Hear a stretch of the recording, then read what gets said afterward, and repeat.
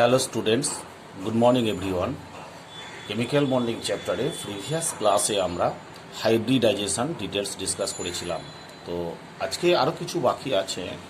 তো কিছু হোমওয়ার্ক দিয়েছিলাম আমি তোমাদের, CO3 2- SO4 2- এদের লোন পেয়ার, বন্ড পেয়ার আর হচ্ছে হাইব্রিডাইজেশন ক্যালকুলেশন করতে হবে। তো হোমওয়ার্কটা নিশ্চয়ই তোমরা কিছু কিছু প্র্যাকটিস করেছো। দেখছি আমি আগে কিছু এগুলো প্র্যাকটিস করে দিচ্ছি। CO3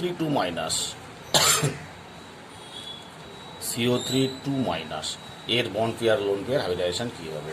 দেখো ফর্মুলা কী বলেছি, ফর্মুলা বলেছি NH = NE - NV/2 + NA। NH হচ্ছে নাম্বার অফ হাইব্রিডাইজেশন, NE হচ্ছে number of valence electron present in central element, that is তাহলে CO3 কার্বনের কটা আছে, ভ্যালেন্স ইলে 4টে, আর 2- মানে দুটো অ্যাড হয়ে যাবে, 4 + 2 6 মাইনাস। এই কম্পাউন্ডে অক্সিজেনের ভ্যালেন্সি কত? এক একটা অক্সিজেনের জন্য 2, তিনটের জন্য 6, তাহলে কার্বনের 6, তাহলে এটা 0 করতে গেলে 6, তাহলে 6/2 প্লাস 3টে অ্যাটম আছে 3, দ্যাট ইজ 0 + 3, 0 + 3 মানে হচ্ছে দ্যাট ইজ ইকুয়াল sp2, ঠিক আছে? 3 হলো sp2, তার মানে এখানে লোন পেয়ার 0, বন্ড পেয়ার 3 আর হাইব্রিডাইজেশন হচ্ছে sp2। এরপরে হচ্ছে SO4 2-, SO4 2-, তাহলে NH কত হবে? NE কত? সালফারের 6টা, ভ্যালেন্সিলে 6টা ইলেকট্রন আছে 6, আর 2- দুটো অ্যাড হবে 8, মাইনাস অক্সিজেনের ভ্যালেন্সি কত? একটা অক্সিজেন -2, 4টের জন্য -8, তাহলে সালফারের টোটাল কম্পাউন্ডে 0 হতে গেলে প্লাস 8, তাহলে 8 - 8, ওকে, বাই 2 প্লাস 4টে অক্সিজেনের জন্য 4, ওকে, তাহলে কত হলো? 0 + 4, দ্যাট ইজ sp3। তাহলে হাইব্রিডাইজেশন হলো sp3, 0 lone pair, 4 bond pair. SO4 2- এর হাইব্রিডাইজেশন sp3, 0 লোন পেয়ার আর 4 বন্ড পেয়ার, ওকে। তারপর হচ্ছে XeOF4,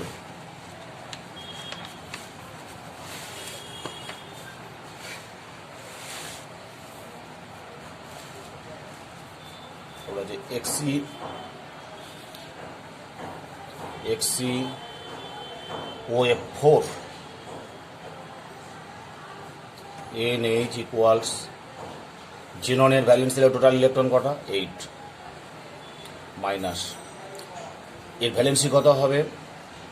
ফ্লোরিনের 4টে ফ্লোরিনের জন্য -4, একটা অক্সিজেনের জন্য -2, তাহলে টোটাল -6, তাহলে 0 হতে গেলে জেননের কত? +6, তাহলে 8 - 6/2 প্লাস 5 নাম্বার অফ অ্যাটমস, 4টে ফ্লোরিন, একটা অক্সিজেন, টোটাল 5, বুঝে গেল? ওকে, তাহলে কত হলো?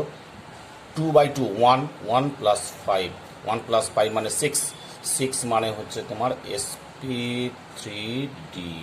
Hair 1 lone pair and 5 bond pair, lone pair 1, here lone pair 1, bond pair 5, ওকে,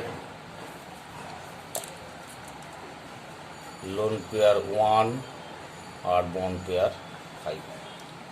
তাহলে XeOF4 কম্পাউন্ডের লোন পেয়ার 1, বন্ড পেয়ার 5 আর হাইব্রিডাইজেশন হচ্ছে sp3d, ওকে। তারপর আছে PO4 3- এর NH কত হবে? NH বের করতে হবে। ফসফরাস, ভ্যালেন্স দিলে টোটাল ইলেকট্রন হচ্ছে 5 ফসফরাসের, আর 3- 3 অ্যাড হবে 8 হলো, মাইনাস অক্সিজেনের ভ্যালেন্সি কত? এক একটা অক্সিজেনের জন্য -2, 4টের জন্য -8, তাহলে ফসফরাসের 8 হলো, 8 - 8/2 প্লাস 4, ওকে, তাহলে কত হলো? 0 + 4, অর্থাৎ sp3, 0 lone pair, 4 bond pair, sp3, ওকে। তারপরে আসছি আমরা IF7,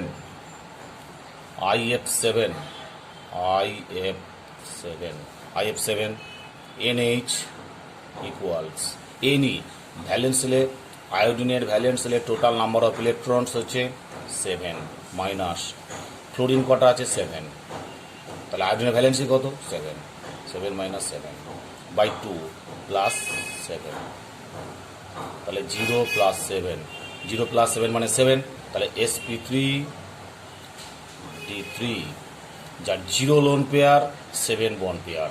IF7 এর লোন পেয়ার হচ্ছে 0, বন্ড পেয়ার হচ্ছে 7, আর জিওমেট্রি হাইব্রিডাইজেশন হচ্ছে sp3d3। খুব ইম্পর্টেন্ট কম্পাউন্ড, এটা একটা ইন্টার হ্যালোজেন কম্পাউন্ড, ওকে। আরেকসাথে ClF3, তারপর আছে ClF3, NH সমান কত হবে, NH সমান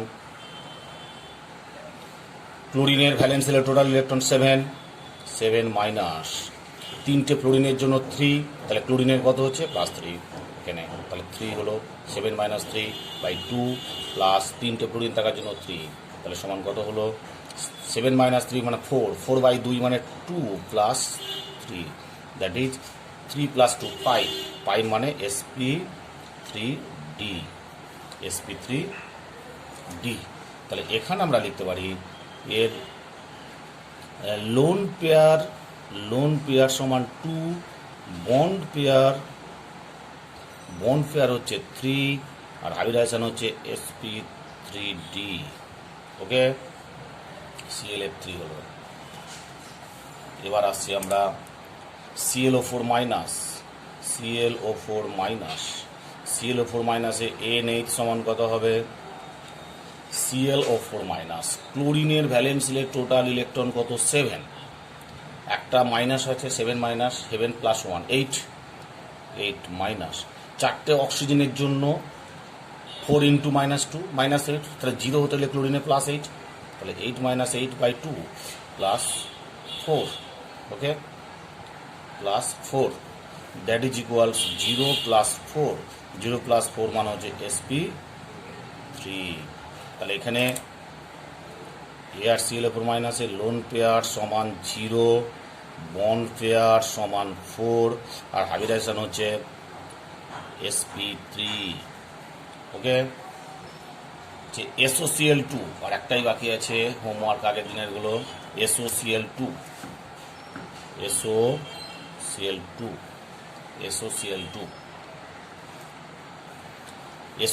ক্ষেত্রে NH ইকুয়ালস Ne, সালফারের ভ্যালেন্স সেলের টোটাল ইলেকট্রন 6 মাইনাস,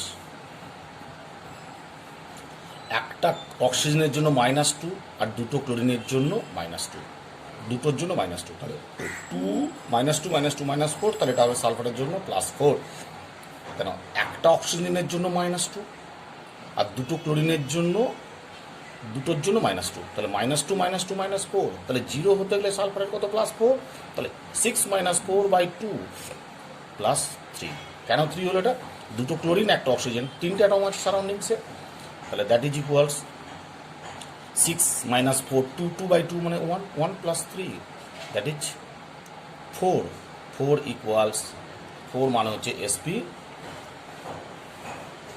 হচ্ছে sp3, তাহলে এখানে SOCl2 ক্ষেত্রে লোন পেয়ার 1, বন্ড পেয়ার 3, আর হাইব্রিডাইজেশন হচ্ছে sp3, ওকে। এই হয়ে গেল আমাদের ডিফারেন্ট টাইপ কম্পাউন্ডের hybridisation, lone pair as well as bond pair calculation. খুব ইম্পর্টেন্ট ফর্মুলা, এখান থেকে MCQ প্রায়ই আসে, সবসময়ই আসে। তোমরা ভালো করে প্র্যাকটিস করো, কোনো অসুবিধে নেই, ওকে। আচ্ছা, যেমন ধরো এরকম একটা কম্পাউন্ড যদি আমি তোমাদের দিই, তখন কী করবে তোমরা দেখো, যেমন ধরো C2H2 কী করে করবে, খুব টাফ। তাহলে এখানে দুটো কার্বন দুটো হাইড্রোজেন ইকুয়ালি ডিভাইড করবো, একটা কার্বন একটা হাইড্রোজেন, ওকে। তাহলে NH ইকুয়ালস কী হবে, কার্বনের ভ্যালেন্স সেলের 4টি ইলেকট্রন আছে 4 মাইনাস 4 কার্বনের ভ্যালেন্সি কত হবে 4 একটা কার্বনের ভ্যালেন্সি 4 বাই 2 প্লাস 2। ওকে, তাহলে কত হলো 0 প্লাস 2 সমান হচ্ছে 2 sp। 0 প্লাস 2 মানে হচ্ছে sp, বুঝছে? 0 প্লাস 2 মানে sp, অর্থাৎ এখানে কার্বন হাইড্রোজেন ট্রিপল বন্ড। এখানে দেখো কার্বন ট্রিপল বন্ড, হাইড্রোজেন। এখানে কটা কার্বনের সিগমা বন্ড আছে? একটা সিগমা বন্ড, একটা সিগমা বন্ড, দুটো সিগমা বন্ড। তাহলে এর জন্য sp, এই কার্বনটার জন্য sp, প্রতিটি কার্বনের জন্য sp করে আসবে। একটা জিনিস মাথায় রাখবে, আমরা একটু বলি, যেটা তোমাদের একটু অর্গানিকের ক্ষেত্রে যখন আমরা স্টাডি করব, তখন দেখো কার্বন সিঙ্গেল বন্ড যদি হয়, কার্বন সিঙ্গেল বন্ডের ক্ষেত্রে কী হচ্ছে দেখো, প্রতিটা কার্বন হচ্ছে sp3। কার্বন সিঙ্গেল বন্ড যদি হয়, প্রতিটা কার্বন হবে sp3, বুঝছে? কার্বন সিঙ্গেল বন্ড যদি হয়, প্রতিটা কার্বন হবে sp3। আর যদি কার্বন ডাবল বন্ড হয়, কার্বন ডাবল বন্ড যদি হয়, তখন কটা সিগমা বন্ড ক্যালকুলেশন করতে হবে? সিগমা তিনটে সিগমা। যেমন এই কার্বনে কটা সিগমা ছিল? সিগমা, চারটে সিগমা, sp3। তিনটে sigma. Pi bond resonance, pi bond কখনোই হাইব্রিডাইজেশনে টেক পার্ট করে না। আমরা পাই বন্ডকে কখনো ক্যালকুলেট করব না, শুধুমাত্র সিগমা বন্ডকে। তাহলে তিনটে সিগমা বন্ড আছে, তাহলে sp2। তাহলে মনে রাখবে, কার্বন ডাবল বন্ড থাকা মানে সেটা হলো sp2। এবার কার্বন ট্রিপল বন্ড,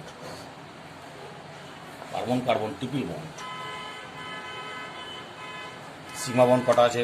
প্রতিটা কার্বনের ক্ষেত্রে ক্যালকুলেট করো, একটা সিগমা বন্ড, একটা সিগমা বন্ড। কটা সিগমা বন্ড? দুটো সিগমা বন্ড। এই কার্বনে কটা সিগমা বন্ড হলো? দুটো সিগমা বন্ড। তার মানে এই কার্বনটা হলো sp, এই কার্বনটা তাই দুটো সিগমা বন্ড, দ্যাট ইজ এই কার্বনটা হলো sp। তাহলে মাথায় রাখবে, কার্বন ট্রিপল বন্ড হলে sp, কার্বন ডাবল বন্ড হলে sp2, কার্বন সিঙ্গেল বন্ড হলে sp3। যেমন ধরো, এটা যদি বলা হয় এই কম্পাউন্ডের ক্ষেত্রে CH3CN, প্রতিটি কার্বনের হাইব্রিডাইজেশন বার করো। তাহলে এই কার্বনটার ক্ষেত্রে দেখো, সি এর চারটে সিগমা বন্ড, আর এর কার্বন ট্রিপল বন্ড N। তাহলে এই কার্বনের ক্ষেত্রে সিগমা, কটা সিগমা বন্ড হলো? চারটে, তার মানে sp3। এই কার্বনে কটা সিগমা বন্ড? একটা সিগমা। ট্রিপল বন্ড ক্ষেত্রে একটা সিগমা, দুটো পাই হয়। তাহলে কটা সিগমা? দুটো সিগমা হলো, দ্যাট ইজ এটা হলো sp। ওকে, ক্লিয়ার? Very simple. এবার ধরো আমরা এই যে হাইব্রিডাইজেশন করলাম, এই হাইব্রিডাইজেশনের কোনো কম্পাউন্ডের জিওমেট্রি বন্ড অ্যাঙ্গেল আমরা কিভাবে ক্যালকুলেট করে রাখবো? NH, একটা হচ্ছে NH, এক নম্বর NH, দু নম্বর হচ্ছে হাইব্রিডাইজেশন, হয়েছে। 3 নম্বর হচ্ছে বন্ড অ্যাঙ্গেল, 4 নম্বর হচ্ছে জিওমেট্রি, তারপর হচ্ছে shape,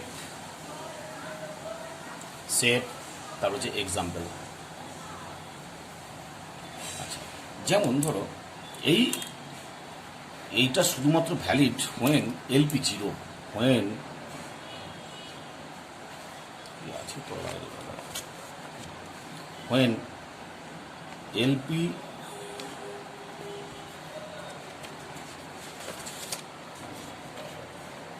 LP is equal to 0। যখন লোন পেয়ার 0 হবে, তাদের ক্ষেত্রেই আমরা হাইব্রিডাইজেশন থিওরি থেকে বন্ড অ্যাঙ্গেল এবং জিওমেট্রি ক্যালকুলেশন করতে পারব। হোয়েন লোন পেয়ার 0, কোনো কম্পাউন্ডের সেন্ট্রাল এলিমেন্টের যদি লোন পেয়ার 0 হয়, তবেই আমরা হাইব্রিডাইজেশন থিওরি থেকে geometry, bond angle and shape calculate করতে পারবো, নচেত না। ক্লিয়ার হলো? ধরো যদি বন্ড অ্যাঙ্গেল এই নাম্বার অফ হাইব্রিডাইজেশন 2 হয়, তাহলে হাইব্রিডাইজেশন কী হবে? SP. Number of hybridization NH এর ভ্যালু যদি 2 হয় তাহলে সেটা হচ্ছে SP. Lone pair 0, must remember, lone pair 0 হলে এটা পসিবল। বন্ড অ্যাঙ্গেল কত হবে? 180 ডিগ্রি। জিওমেট্রি কী হবে? ধরো এম একটু টাইপ, একটা এম, এদিকে একটা এ, এদিকে একটা এম টু টাইপ। ওকে, সেন্ট্রাল এম থাকবে, এদিকে একটা এদিকে একটা বুঝছে? M2 টাইপ জিওমেট্রি হলো এটা। বন্ড অ্যাঙ্গেল কত? 180 ডিগ্রি। বুঝছে? Due to minimum repulsion, bond pair minimum repulsion করার জন্য দুটো হাইব্রিড অরবিটাল 180 ডিগ্রি অ্যাঙ্গেলে এক্সিস্ট করবে, অর্থাৎ লিনিয়ার শেপ আসবে। শেপটা কি হবে? লিনিয়ার। ওকে, এক্সাম্পল BeCl2, তাহলে কি হলো? When lone pair 0, lone pair যদি 0 হয়, এনএইচ এর ভ্যালু যদি 2 হয়, হাইব্রিডাইজেশন এসপি, একটা দুটো হাইব্রিড অরবিটাল, একটা এস একটা পি। বন্ড অ্যাঙ্গেল কত? 180। কেন না? এম হচ্ছে সেন্ট্রাল এলিমেন্ট, এ হচ্ছে দুটো মানে অ্যাটাচড এলিমেন্টগুলো বন্ড ফরমেশন করলো, কোভ্যালেন্ট বন্ড। সেই কোভ্যালেন্ট বন্ডটা ফরমেশনটা এমনভাবেই হলো বন্ড পেয়ার রিপালশনটা যেন মিনিমাম হয়। সেই মিনিমাম হওয়ার জন্য ওরা 180 ডিগ্রি অ্যাঙ্গেলে এক্সিস্ট করছে, অর্থাৎ Ma2 টাইপে যখন লোন পেয়ার 0 তখন সেটা লিনিয়ার শেপ আসবে। ঠিক আছে? BeCl2। ক্লিয়ার? এবার ধরো যদি NH এর ভ্যালু 3 হয় তাহলে সেটা হবে sp2। বন্ড অ্যাঙ্গেল কত হবে? 120 ডিগ্রি। ওয়েন লোন পেয়ার 0 হলে তবে এটা পসিবল, নাহলে পসিবল না। তাহলে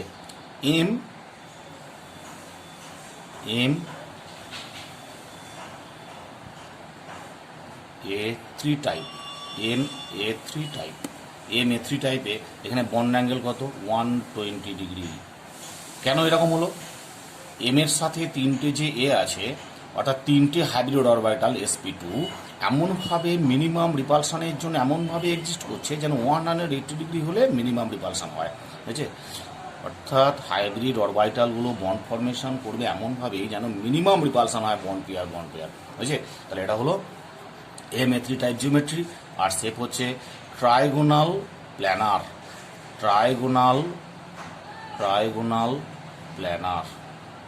টিপি, ট্রাইগোনাল প্ল্যানার। এক্সাম্পল হচ্ছে BF3, BCl3 etc, ওকে। এবার যদি 4 হয় NH এর ভ্যালু যদি 4 হয় সেটা হবে sp3। মাস্ট রিমেম্বার, যখন লোন পেয়ার 0, এটা 109 ডিগ্রি 28 মিনিটস। এটা কি হবে? সেন্ট্রাল এলিমেন্ট হচ্ছে M,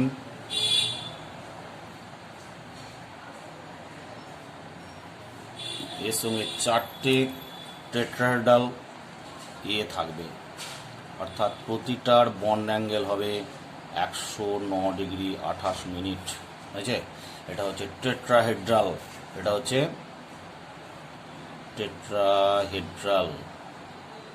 শর্টে আমরা লিখি TD, টেট্রাহেড্রাল। টেট্রাহেড্রাল TDতে আমরা কি কম্পাউন্ড লিখতে পারি? দেখো, CH4, NH4 plus BF4 minus CCl4 etc। CH4, NH4 plus BF4 minus CCl4 etc। এদের প্রত্যেকের কারোর মধ্যে কোনো লোন পেয়ার নেই। এরা সবার টেট্রাহেড্রাল শেপ এবং জিওমেট্রি হচ্ছে এটা টেট্রাহেড্রাল জিওমেট্রি, এরকম স্ট্রাকচার আসবে। আর প্রত্যেকটার bond angle 109 degree 28 minutes sp3। মনে রাখবে এদের ক্ষেত্রে কোনো লোন পেয়ার থাকবে না, ফোনের লোন পেয়ার জিরো তখন কিন্তু এটা বলা যায়। লোন পেয়ার এক্সিস্ট করলে তখন হাইব্রিডাইজেশন থিওরি থেকে আমরা কোনো রকম জিওমেট্রি বা শেপ পাবো না। ওকে, নাম্বার 5, এনএইচ এর ভ্যালু যদি 5 হয় সেটা হবে sp3d। এক্ষেত্রে বন্ড অ্যাঙ্গেলটা দুটো পার্ট হবে, তিনটে হবে 120 ডিগ্রি আর কিছু হবে 90 ডিগ্রি, বুঝছে, কিছু হবে 90 ডিগ্রি। অর্থাৎ এখানে জিওমেট্রিটা কী হবে দেখো, জিওমেট্রি এরকম আসবে,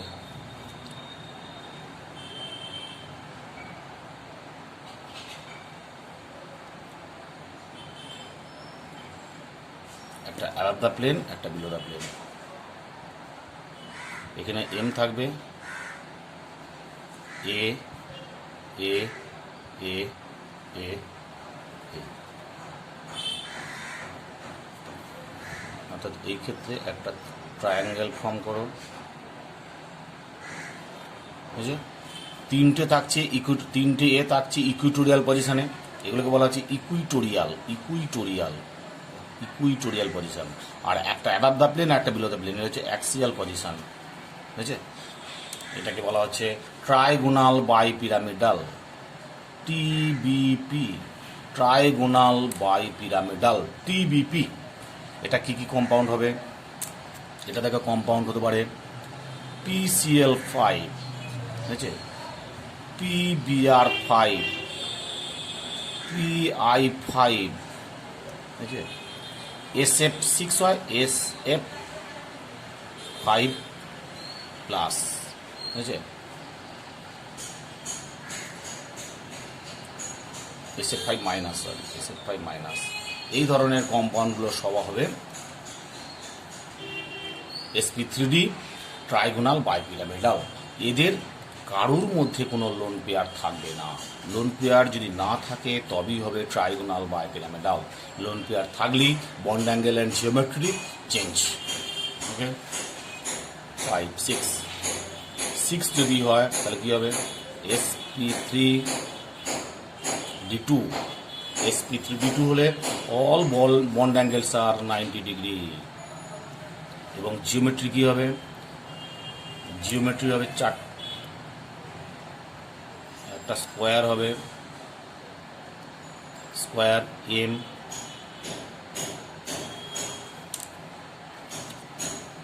একই প্লেনে 4টে এ থাকবে, অ্যাবাভ দ্য প্লেন একটা, বিলো দ্য প্লেন একটা, দ্যাট ইজ অক্টাহেড্রাল। অক্টাহেড্রাল সংক্ষেপে লিখি আমরা OH, অক্টাহেড্রাল, বুঝছে, অক্টাহেড্রাল। যেমন হচ্ছে SF6 অক্টাহেড্রাল। ওকে, আর 7 যদি হয়, NH এর ভ্যালু যদি 7 হয় তখন সেটা হচ্ছে sp3d3। এখানে কিছু অ্যাঙ্গেল 72 ডিগ্রি হবে আর কিছু অ্যাঙ্গেল হবে 90 ডিগ্রি, 72 ডিগ্রি আর 90 ডিগ্রি। এটা হচ্ছে এর জিওমেট্রি হবে এরকম।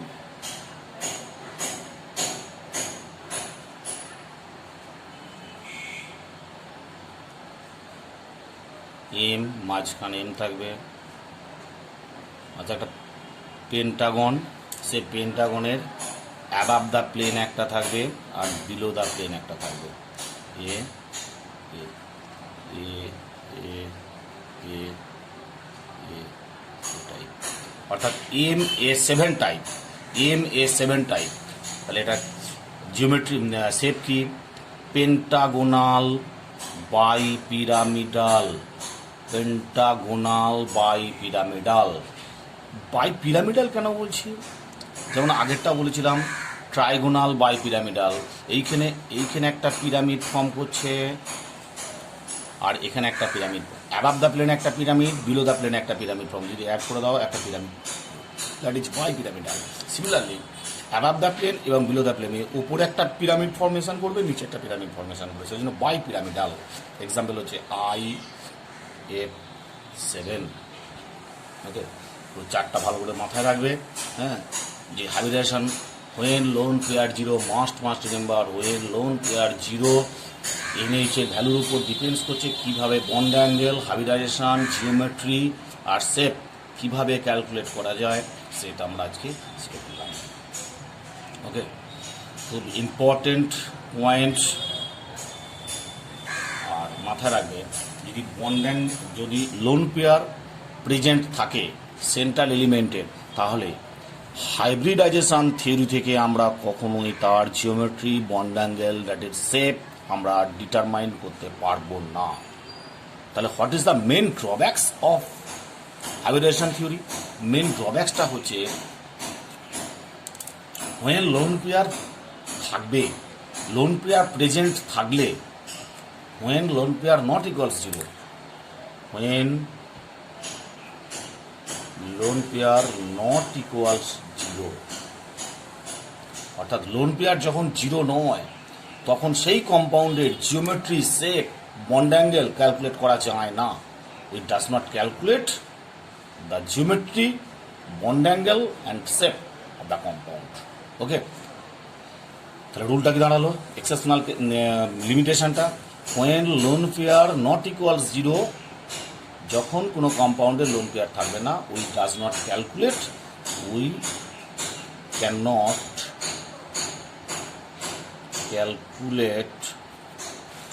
calculate the bond angle, geometry and shape of the compound. ওকে, তাহলে জিনিসটা কি দাঁড়ালো? যখন কোনো কম্পাউন্ডের লোন পেয়ার থাকবে, ওকে, লোন পেয়ার প্রেজেন্ট থাকবে, একটা বা দুটো বা তিনটে চারটে যাই থাক না কেন, লোন পেয়ার থাকলে তখন আর আমরা এই হাইব্রিডাইজেশন থিওরি থেকে সেই কম্পাউন্ডের bond pair, shape, geometry calculate করতে পারবো না। Very simple. তাহলে আমাদের আজকে হাইব্রিডাইজেশন থিওরি থেকে আমরা যেটা শিখলাম, যদি লোন পেয়ার 0 হয় তাহলে তার জিওমেট্রি, বন্ড অ্যাঙ্গেল কী করে আমরা ক্যালকুলেট করবো। আচ্ছা, আমাদের যেটা আমরা এখানে একটা জায়গা খুব বেশি জোর দিচ্ছিলাম যে জিওমেট্রি ক্যালকুলেশন করার সময়, হ্যাঁ, আমরা যখন লোন পেয়ার যখন 0, তাহলে বন্ড পেয়ার দুটো থাকলে লিনিয়ার কেন হয়, তিনটে থাকলে ট্রায়াগোনাল প্ল্যানার কেন হয়? কেন না, বন্ড পেয়ার রিপালশনটা মিনিমাইজ করার জন্য। আমরা এখানে বলেছি না হাইব্রিড অরবিটালগুলো, দেখবে একটা জায়গা লেখা আছে, এই যে এই জায়গাটা লিখেছিলাম আমরা,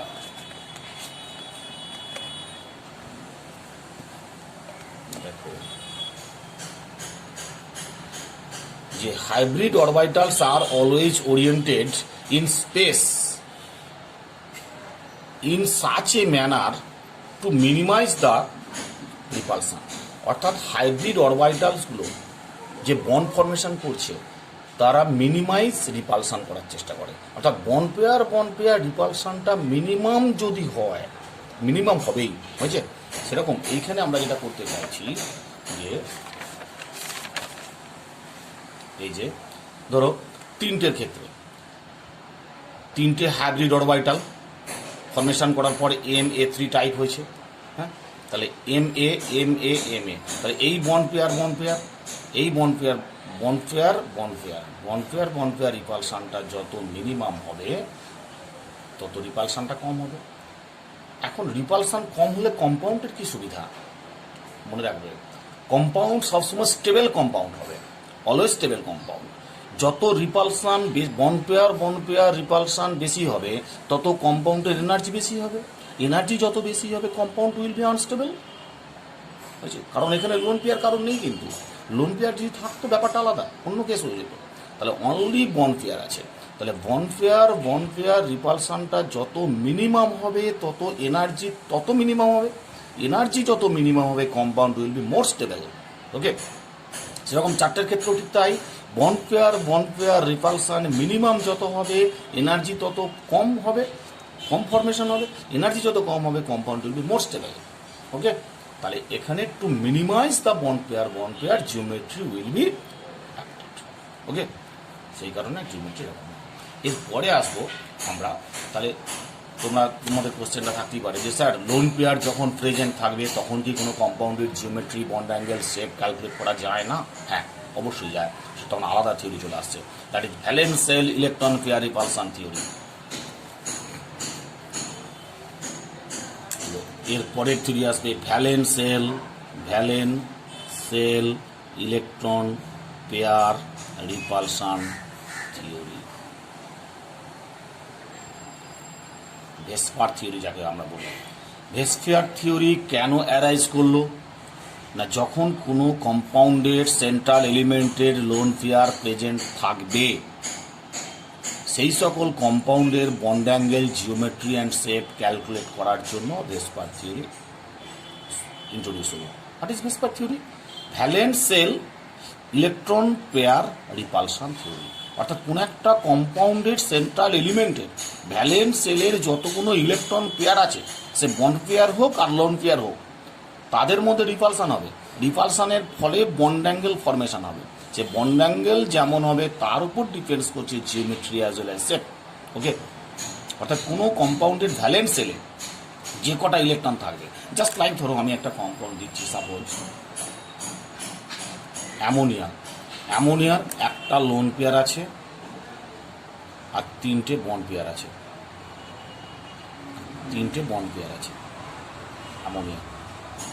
ওকে, তাহলে এই অ্যামোনিয়ার ক্ষেত্রে দেখো আর তিনটে বন্ড পেয়ার আছে, তাই তো? তাহলে অ্যামোনিয়ার ক্ষেত্রে বন্ড পেয়ার সমান হচ্ছে 3 আর লোন পেয়ার হচ্ছে 1। আচ্ছা, অ্যামোনিয়ার তিনটে বন্ড পেয়ার একটা লোন পেয়ার কী করে পেলাম? ওই ফর্মুলা কাজে লাগাও, NH = Ne - NV/2 + Na। Formula কাজে লাগালেই পাবে। তাহলে তিনটে বন্ড পেয়ার, দেখো আমি ফর্মুলা কাজে লাগিয়ে বলে দিচ্ছি কীভাবে হচ্ছে। NH = Ne - NV/2 + Na। এই ফর্মুলা তোমাদের হাতের কাছে থাকবে, ফটাফট লিখে নেবে কটা হলো। অ্যামোনিয়ার নাইট্রোজেন সেন্ট্রাল এলিমেন্ট, ভ্যালেন্স সেলের টোটাল কটা ইলেকট্রন আছে? 5টা, 5 - NH3 তিনটে হাইড্রোজেন 3 ভ্যালেন্সি বাই 2 + 3, তাহলে 1 + 3, তাহলে কত হলো? 4। তাহলে একটা লোন পেয়ার তিনটে bond pair, that is sp3 4, that is sp3। তাহলে sp3 হলে কি হতো? sp3 হলে জিওমেট্রি হওয়া উচিত ছিল টেট্রাহেড্রাল, কিন্তু একটা লোন পেয়ার থাকার জন্য sp3 হাইব্রিডাইজেশন হলেও এটা টেট্রাহেড্রাল হতে পারছে না, because due to presence of one lone pair, একটা লোন পেয়ার প্রেজেন্ট আছে। বুঝছে? তাহলে এখানে আমাদের যেটা ভেসপার থিওরির মেন আলোচ্য বিষয়, যে কোনো একটা কম্পাউন্ডের সেন্ট্রাল এলিমেন্টের ভ্যালেন্স সেলে যতগুলো ইলেকট্রন পেয়ার আছে, ভ্যালেন্স সেলে টোটাল ইলেকট্রন পেয়ার কটা? 4। 4-এর মধ্যে 3টে হচ্ছে বন্ড পেয়ার আর একটা হচ্ছে লোন পেয়ার, তাহলে 4টে টোটাল পেয়ার। এদের মধ্যে একটা ইন্টার ইলেকট্রনিক রিপালশন কাজ করবে। অর্থাৎ এখানে বন্ড পেয়ার রিপালশন কাজ করছে, বন্ড পেয়ার রিপালশন কাজ করবে, as well as lone pair bond pair repulsion কাজ করবে। বুঝছে? অর্থাৎ ভেসপার থিওরি বলছে কোনো কম্পাউন্ডের সেন্ট্রাল এলিমেন্টের ভ্যালেন্স সেলে যে কটা ইলেকট্রন পেয়ার থাকবে তাদের মধ্যে রিপালশন থিওরি কাজ করবে। অর্থাৎ লোন পেয়ারের সঙ্গে বন্ড পেয়ার রিপালশন হচ্ছে, বুঝছে? আবার বন্ড পেয়ার রিপালশন হচ্ছে। সেই রিপালশনের জন্য বন্ড অ্যাঙ্গেল ডিস্টরশন হয়। বন্ড অ্যাঙ্গেল ডিস্টরশন হওয়া মানে জিওমেট্রিও চেঞ্জ হয়ে যাবে। ওকে, এই হয়েছে এর মেন কাজ।